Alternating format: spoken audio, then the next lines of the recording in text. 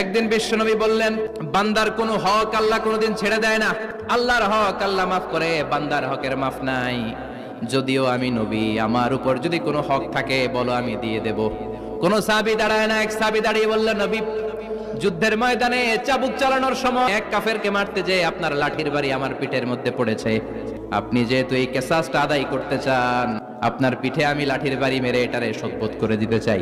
বিশ্বনবী বললেন, আসো, তুমি এসে আমার পিঠে লাঠি দিয়ে চাবুক দিয়ে বাড়ি মারো। সাহাবী বলে, ও নবী, যখন আপনি আমার চাবুকটা পিঠের মধ্যে মেরেছেন, আমার পিঠে তখন জামা ছিল না।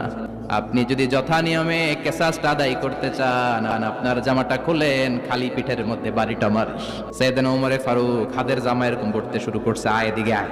বিশ্বনবী বললেন, ওমর থামো, মারতে দাও। বিশ্বনবী উনার জুব্বাটা উপরের দিকে উঠালেন, পিঠের মধ্যে বাড়ি দেওয়ার জন্য ওই সাহাবীকে ডাকলেন। ওই সাহাবী বিশ্বনবীকে পিছন দিক থেকে জড়িয়ে ধরে